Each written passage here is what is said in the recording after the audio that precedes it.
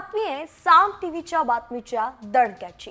अल्पसंख्याक शाळांसंदर्भात साम टीव्हीने दाखवलेल्या बातमीनंतर जिल्हा प्रशासन खडबडून जागं झालंय।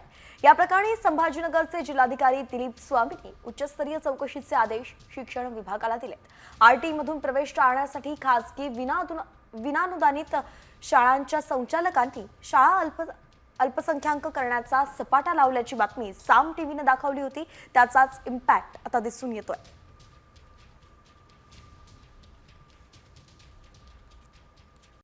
कॉमस्कोर नुसार आता isakal.com आहे देशातील नंबर 1 ची मराठी न्यूज वेबसाईट। प्रत्येक अपडेटसाठी isakal.com ला नक्की भेट द्या।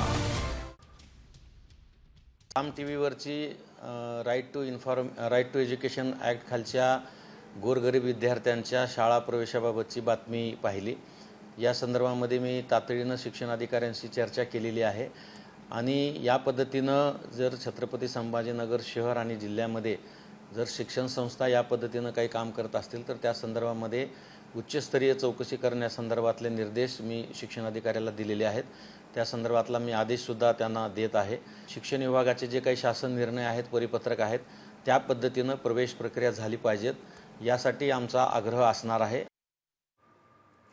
तर अल्पसंख्याक शाळांची आता चौकशी होणार आहे। या संदर्भात अधिकची माहिती आपले प्रतिनिधी माधव सावरगावे आपल्याला देत आहेत। माधव, नेमकं ही चौकशी केली जाणार आहे, सविस्तर अपडेट काय?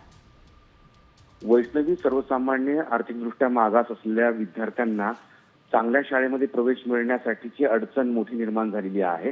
विशेष म्हणजे सर्वसाधारण शाळा ह्या अल्पसंख्याकांकडून कोट्यवधी लाखो हजारो विद्यार्थ्यांसाठीचे प्रवेश हे निर्बंध केले जात आहेत आणि त्याची बातमी साम टीव्हीने दाखवल्यानंतर आता छत्रपती संभाजीनगरचे जिल्हाधिकारी दिलीप स्वामी यांनी या संदर्भात चौकशी करण्याचे आदेश दिलेले आहेत।